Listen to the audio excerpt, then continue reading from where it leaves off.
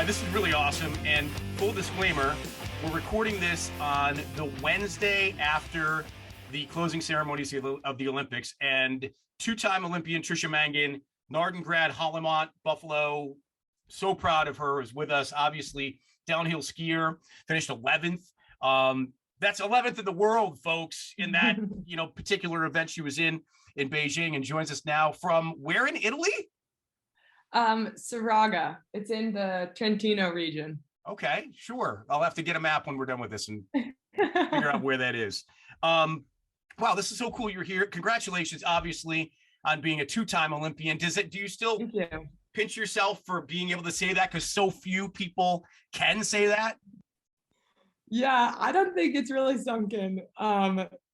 There's no pinching going on. Maybe there will be one day. Hey, so I was thinking about this in terms of travel. So, like, to get to China and the Olympics, do you guys travel as a team, like on a charter, on a private jet? Do you fly solo, commercial? Like, how does it work? Yeah, I joined the US ski team before, and then we had like a mini quarantine, and then we flew on a charter plane. So actually, I don't know what percentage. Most of the flights to China were a charter plane, especially the ones going from Europe. There were a couple regular planes through like Japan, like people flew the US to Tokyo too. But yeah, most of them were charter.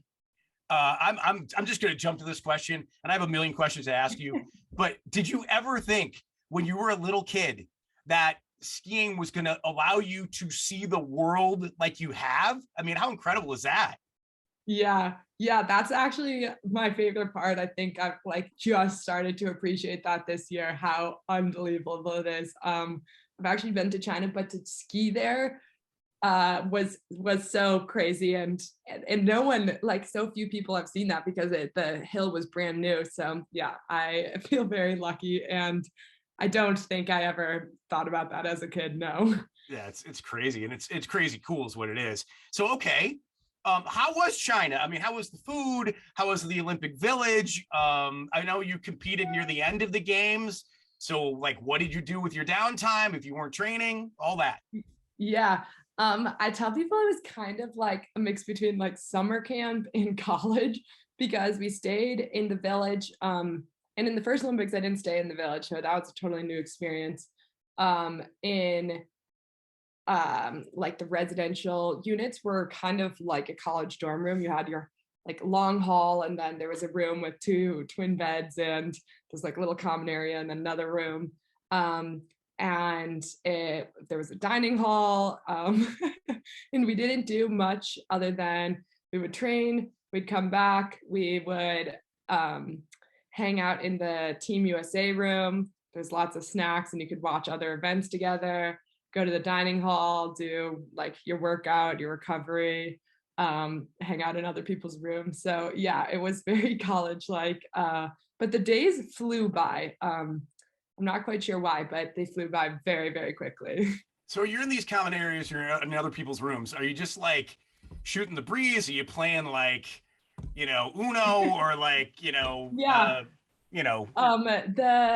When we were hanging out like with other Team USA athletes in the room, we were just kind of hanging out. I mean, I know all the girls, so we're good friends. When we were in the Team USA room, it was like in my village, it was alpine and then bobsled, luge, skeleton. So we got to meet some of those athletes. And then there was also in the village like a game room area, which was kind of fun. There were like pool tables and ping pong and like a virtual reality room. So that was the most hangout it got, which was definitely not your typical Olympics. But that's okay. Now, so my podcast is called Bull in the Basement. So yeah. Obviously you were playing basement games, kind of, sort of, right? So yes, exactly. Right. So, and you guys are like ridiculously competitive. Were you that competitive playing pool and ping pong amongst each other? Yeah, I feel like we are probably more competitive than your average group of people, but not to like a detrimental effect. No, it's all fun and games. What are your favorite Winter Olympic sports to watch, if you could pick out one or two? I really liked watching freestyle skiing this year because it's really cool, especially the women's event has progressed so much. So it was really fun to watch that. And then I also love figure skating just because it's like so unbelievable what they do so far from like what I do. And Nordic skiing, I have so much respect for those athletes. So yeah, they're a lot better fun to watch though. Who is the best non-skier Olympic friend you have? Non-alpine skiing. Yeah. One of the girls on the Nordic team I went to school with, Julia Kern, we actually were roommates our first term together, and then we just graduated together in June. So no kidding. Yeah, we're super close. I'm a huge fan of hers. All right, so you mentioned Nordic skiing. Yeah. What other Olympic events are you in awe of? Like, I'm watching the aerial skiing, and I'm like, those guys and girls are out of their minds. Like, I would die. The game's over if I attempt that, right? So, like, what other? I mean, you mentioned figure skating and the things they can do with their quads and all of that, but like, what other athletic events were you sort of in awe of? Yeah, anything that they're inverted, I'm just, yeah, it would also be game over for me. So, but like speed skating is unreal. Their quads are so strong. So I think they're all really cool. I also think that I have a little bit of an appreciation for how much time and commitment it takes to get to that level. So even the ones I don't fully understand, I'm still have so much respect for all those athletes. For sure. I have to ask, do you have an Olympic rings tattoo? And if not, will one be coming? I don't, and I don't think so. And if I did get one, I most certainly would not tell my father. All right, that's good to know. You mentioned skiing in China. You had never skied China before. You said it was a brand new hill. So let's analyze it. Like, how was the course? And this is a silly question from somebody that has never ever been really a good skier or fairly competitive in skiing. But like, how do the courses in the snow and the conditions differ from? You could even say continent to continent, right? From Asia, where you've skied now multiple times, to Europe, where you are now, to even here in the States, if you're skiing in Vermont or Colorado. Like, how do those course conditions and courses change, and how do you have to alter your own game in terms of attacking them? Yeah, that's a great question. So there are a couple factors. The first is the snow, and this is actually my first time skiing in Asia, and everyone's first time skiing in Beijing because there wasn't a test event because of coronavirus. So the snow was actually pretty unique because it was 100% man-made. So that was the biggest challenge for people to get used to. It was a lot harder for some people than others. But they did like such an amazing job with all of the hill prep. So it was really, really good. It was just different, which was the hard part. And then the hill itself was also fantastic. It was very challenging. So sometimes you might think like at the Olympics, it's not quite as hard of a hill, but it was like each event, there are tons of steep sections, like rolls, and the downhill, there are lots of jumps. So the hill itself was so cool. And then the courses are kind of more based on the hill. So the courses don't really play a huge effect. It's more like the hill, the steepness, and the snow. Yeah. That was a good explanation. So I have to get to an elephant in the room, Michaela Schifrin, obviously your teammate who you know so well. And everyone watched her first runs, obviously in complete disbelief. And you saw her reaction as well. And you were, I'm sure, as heartbroken as every fan was, and certainly she was, you know, in analyzing what happened and in talking to her. Was it something simple? Was it something difficult? Was it something that she had or you had ever encountered before? Like, how do those things kind of happen? Yeah, I think that's a good question. A lot of people are asking that. First of all, I am actually racing independent, so I haven't really been around the ski team, so I wouldn't really consider myself her teammate. But I do know her, and obviously interacted with her at the Olympics. I don't really want to like overspeak on her behalf. I don't really know what happened. I think that there's just so much pressure on individuals like her who are expected to win at the Olympics. And I mean, we race like every year all winter long. And it just feels a lot different when like the entire world is watching just for the Olympics. So I think that's obviously a very hard thing to manage. And yeah, it was very heartbreaking, but she's an unbelievable skier. So I'm sure she will bounce back very quickly. Yeah, for sure. So let's get back to you and your skiing. So you're in the gate, you're ready to go. What's in your head? Like, what are you feeling? What are you thinking before you get that countdown 3-1 or whatever it is before that gate opens, you fly down that hill? What are you thinking? What's going through your brain? Yeah, this is a very important part of my like prep and work is my mental state, and I try to, as much as possible, just think about the skiing. So in downhill, you have training runs, so you know how the course runs. So you visualize like exactly how you think it's going to feel and the line you want to do. But yeah, when I'm in the gate, I'm just trying to think about like the skiing and what I need to think about to have good skiing and the line, and try not to think about any of the noise or distractions or, oh my gosh, I'm at the Olympics. Yeah. Is there a deep breath like before you go? Is there like this sort of, I don't know, zen-ish relaxation moment before you go, or Oh like? yeah. Yeah. Yeah, I have like a warm up, and I definitely try to like stay calm right before like when the couple races before me are going. And then before I go, I do try to get like a little bit hyped up, get the blood running and stuff. Because yeah, I think that skiing aggressive is very good for me. So I try to get a little bit more aggressive. Do you leaderboard watch it all and think of a time you need to get, or do you just go and do your thing? So I do watch, they have like the live stream, but I'm not really looking at their times. I'm more looking at how they're skiing just to see the track, like how the track is running Right. and stuff. I wouldn't really change my plan if like someone came into the lead by a second or something. So it's less about the time and more just like trying to learn as much as I can, much information as possible about the course.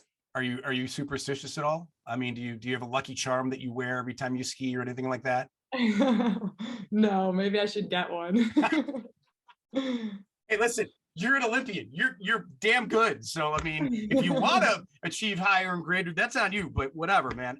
You can What always be parts? better. Yeah, what parts of your body suffer the most, and how quick is recovery after doing a run, in competition? I mean, is there ice baths involved in massages and cupping and cryo and stuff like that, or is it not that extreme? You train hard enough and well enough to have your body in a place where you maybe don't need that much Yeah, recovery?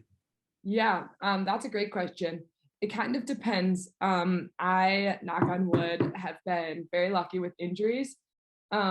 So what I do is pretty much just like uh, injury prevention, and after the race, like depending on how many days we're skiing or how the training was, I'll either do like a flush, definitely some core every day, maybe a little bit of a lift. If we have a day off, then we'll do a bigger lift. But if you have injuries, then you would do more like PT specific stuff on the injuries, uh, like sports massages or kind of work on that one area. But yeah, I try to do like full body, just injury prevention, strength, recovery stuff. Are you on any type of a hardcore diet? I wouldn't say hardcore, but I've definitely been a lot more conscious this season about remaining consistent with what I'm eating, and also eating a lot more protein than I have in the past, just to maintain muscle mass throughout the season. Let's now switch over to your career as a 2-year-old. So for skiing to get to your level and to have, I guess, an early comfortability with it, was it kind of like you know, when kids are babies, they'll throw them in the pool. Here, just go and save yourself and learn how to swim instinctively. Is it kind of like that when you're 2 years old and mom and dad put you on the boards and they say go? Was that what it was like for you, or was it a little bit different? Did it take some adjustment and some confidence building to really start enjoying it and obviously find out that you were going to be pretty good at it? I think you'd have to ask my parents what my first run was like when I was 2. I don't remember, but I think that with skiing in general growing up, my parents did a really nice job of like giving us a lot of opportunities, but kind of leaving like it in our hands for how we wanted to pursue them or to what extent and extreme. So yeah, I definitely skied a lot when I was younger at Holimont, but I don't think that I really like took it to the next level until I was a bit older and aware of like, oh, like I really want to be good at this. Yeah, I'm not sure if that answers the question. But no, so okay, but that leads me to my next question. So what was that moment? Like, when did you figure out that, holy cow, I'm really good at this and I could go, you know, here and then here and then here? And eventually, I mean, you got to the Olympics. My God, you don't get much better than that. But anyway, what do you remember that time, or were there a couple of times when you're maybe a teenager and you thought, "Wow, I'm really good," and maybe somebody else was telling you the same thing, that you can be great if, right? Yeah, there were a couple times. Definitely when I was like growing up, I never really thought like, whoa, I'm really good. I just really wanted to get better, like to beat the boys, to beat my brother. And so when I was so I think that it just kind of comes from my nature of being like pretty competitive and liking skiing a lot, so wanting to be better at it. But then a big moment for me was when I went to U16 nationals when I was a freshman in high school, and I got absolutely crushed. And I remember thinking like, okay, like I want to come back here next year and actually do well and like actually have a chance, because I was like me coming from like little small town Ellicottville, New York, and all these girls who I knew were way better than me and skied all year round. But I was like, okay, I want to come back next year and like actually be a competitor. And then I remember working like very, very hard that year. And it was kind of in my mind that like, this is the goal. So I think that was a big turning point for me. But I never was like, oh, I know I'm good, I could be great. It was more like, I want to be good, so I'm going to work to be good. And yeah, it's more like that. So you obviously have become really good at it. You're a World Cupper, obviously. You're Olympian, obviously. This is just a weird question, and you can answer it however you wish. But I think a lot of people probably wonder, you know, professionally, in terms of pro sports, World Cup, whatever, like what kind of bank can a skier make? I mean, can you make a really, really good living? Can you get rich off skiing? Like, how is this something that you can do for a long time, and then like then you can use your mechanical engineering degree if you need to? Yeah, if you're Michaela Schifrin, you can make a lot of money. Unfortunately for me this year, I am paying a lot of money because I am not on the national team, so all my expenses are out of pocket. But it's kind of a pretty steep exponential curve in ski racing. Like the best, or maybe like the top 5 in the world are making a lot. And I'd say like maybe the top like 30 in the world, if you're on your national team, are definitely sustaining themselves, good living. And then if you're a little bit outside the 30 or not on your national team, then it is quite expensive. But I had a fundraiser this year, and I have a lot of amazing partners and sponsors.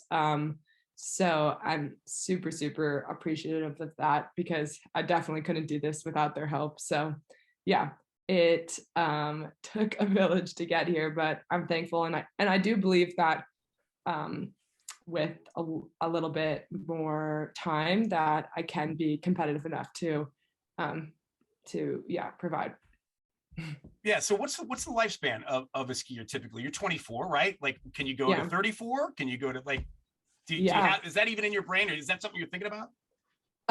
Yeah, that's a great and somewhat controversial question because in the US, the US ski team kind of says like once you're over the age of 21, if you're not scoring World Cup points, then you're too old. But there's been a lot of talk about how that model is a little bit wrong because there are skiers that are a lot older that are still doing really well. Like this year, there was a guy who won the World Cup. I think he was 40, like a men's slalom skier and a downhill skier. So like both sides of the spectrum. So yeah, people don't start peaking until like 27, 28, unless you're like a phenom like Mikaela. But yeah, I feel very confident that my fastest years are ahead of me. Otherwise, I wouldn't still be racing. But it kind of depends. Yeah, on their body and the injuries and if they still love it. So yeah. Can you recreationally ski, like just kind of, just kind of glide down, or is it always got to Can I or be, do I? can you, like, I mean, or like, do you Yeah. always have to be going 70 miles an hour, or can you just kind of glide down and maybe, No, it's fun to take some runs, unbuckle the boots, just cruise. It's very fun. I can do um that. do you ever snowboard? Have you ever half piped? Will we ever see you in a Warren Miller movie in, 2 feet of fresh powder jumping off cliffs? Is that something that we might ever see Yeah. you do? I mean, obviously that could threaten your current situation clearly if something happened in any one of those events, but any of those things you like to do or have done? I think I've snowboarded twice, Yeah. and coming from Western New York, I'm not a very good powder skier, nor have I done it much, but it is so much fun, and I definitely would absolutely love to like do more big mountain stuff. That's like kind of a whole nother world. But yeah, that is super fun. And a lot of skiers, I mean, being a racer takes a lot of technical skills. So the transition to big mountain skiing, after, if people want to do that, isn't super challenging, Um, I think. can you put into words what it's like going down a hill 70 miles an hour? um I think it's not as scary as people think because I watch other Olympic events and I am like, how that's terrifying.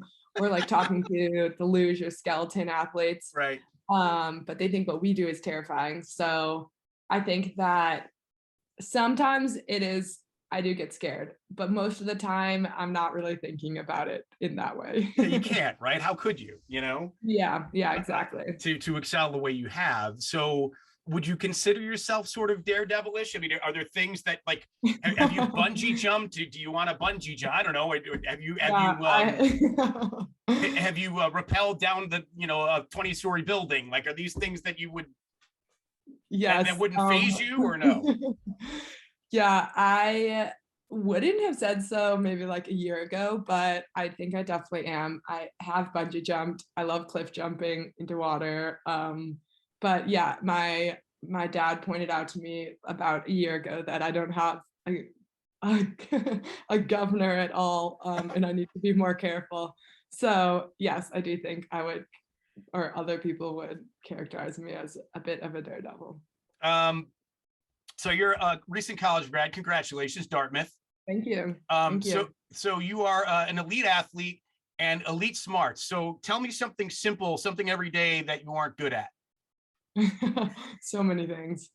Um, I'm actually kind of klutzy, believe it or not. But I'm klutzy, but I'm also good at regaining my balance. So I don't know. There are lots of things I'm not good at. Just ask any one of my siblings. And they're first, and they're like answering like that, right? I know how it's like coming from a band of brothers and sisters. I know how that is. Yeah. So obviously World Cup. So mechanical engineering, why that? And are you looking to build, like, state of the art snowmaking machines or state of the art chairlifts or something and keep it in skiing, or like what do you want to do with that? That's a great question. I have always really, really loved math, and I'm kind of like a hands-on problem solver type of person. So engineering just was super fun and made a lot of sense. And I don't know exactly what I want to do. There are a lot of things in biomedical engineering that interest me. Recently, I talked last year with a company that's designing environmentally friendly, like sustainable material skis. They were looking for some help. So I think that it's cool. There are so many different problems and ideas and projects to work on. So I don't know yet, but I think there are a lot of exciting things out there. For sure. All right. What do you miss about home?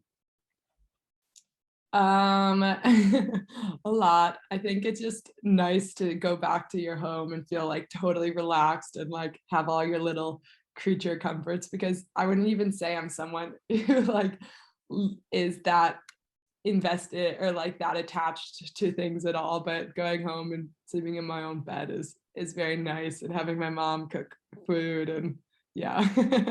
So the little simple things. Fair enough. Yeah, I was going to ask you what restaurant would we find you in if you were in Buffalo, or what food would we find you eating if you were back home? Yeah, we don't really go out to eat that much. But we do love the Grange in Hamburg. Sure. Yeah. That's like the one restaurant my family will go out to eat. Farm to table, good stuff there for sure. Yeah. And clearly you are showing your love for the Bills. You're wearing your Bills sweatshirt as we speak in Italy, which is super cool. So clearly you've been following them and are a big fan. Are you? I've only seen this really in the last maybe the last 5 years, but man, like anytime I've traveled, like, somebody's from Buffalo because they're wearing Buffalo gear, me included. Are you that person where you're walking around with the Bills t-shirt, you're walking around with the Sabres t-shirt, or you're walking around with something Buffalo and somebody's like, oh, you're from Buffalo? I mean, that conversation comes up. Are you that person?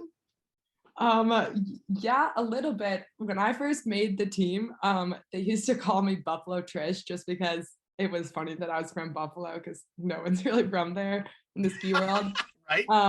Yeah, and that definitely came with like Bills Mafia and being a Bills fan and stuff.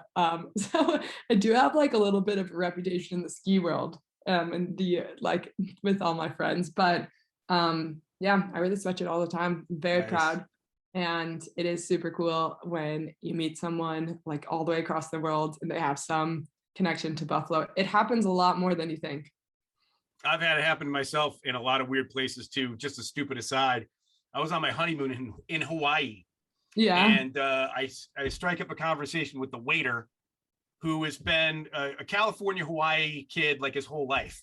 Tell him what I do for a living. He's like, the Bills are my favorite team. I love the Bills. Like, I wake up at 9:00 in the morning, whatever time it is in Hawaii when the Bills are on, and I watch them every single, like, craziness. Hawaii, of all places. Yeah, that's crazy. Random, right? Just random craziness. Well, listen, please say hello to folks. Like, this is obviously going to go viral. So anybody you want to say hello to, do it. Oh, yeah, thank you. I would love to say hello to some people. Hello to all of the people that watched. Thank you so much. And the people who have supported me this season and helped me get here. Yeah, I don't have enough words to say thank you. And then obviously the Holimont, Ellicottville community, and Narden and Buffalo in general. Yeah, I'm very, very proud and thankful to come from such an amazing community. I think that's really shaped who I am and has helped me get here. So hello to everyone, I guess. Yeah, and certainly plug anybody that you're involved with in terms of charities or non-for-profits. Feel free to give them shouts out too if you want. Yeah, I don't have a lot of money to be giving, but I do. There are so many amazing nonprofits in the skiing world, like the Kelly Brush Foundation and High Fives, which my younger brother has been a huge part of. So yeah, those are two very amazing.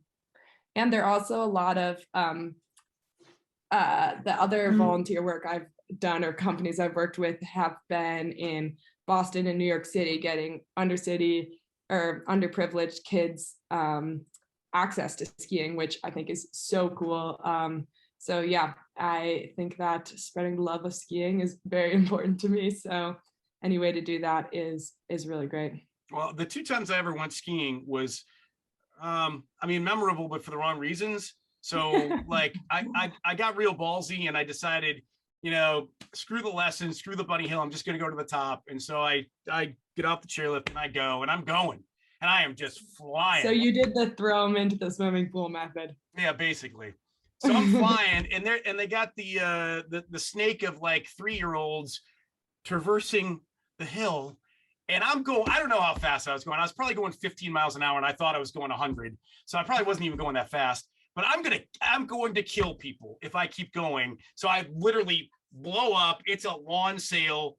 Guys are going down next to me, laughing their ass off. That's the funniest thing I've ever seen. Blah blah blah.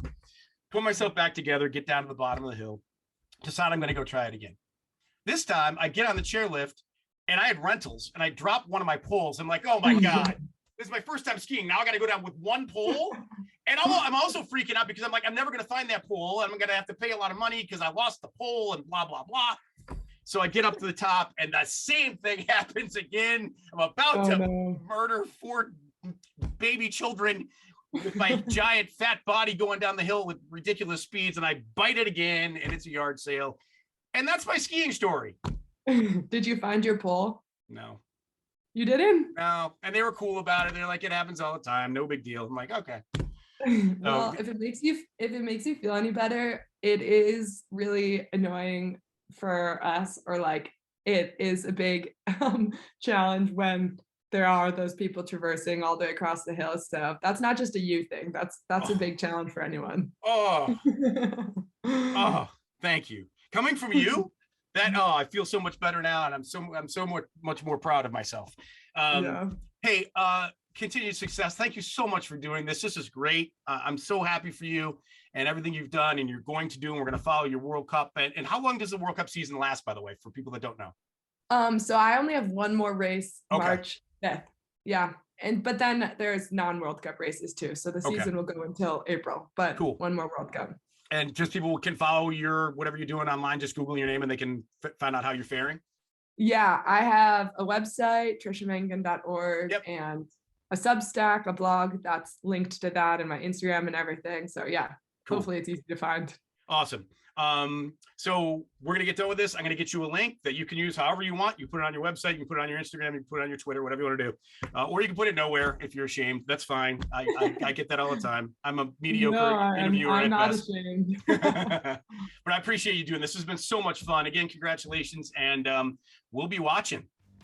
Awesome. Thank you so much. It's really fun talking. Yeah, you bet. Take care. Have a good night or day.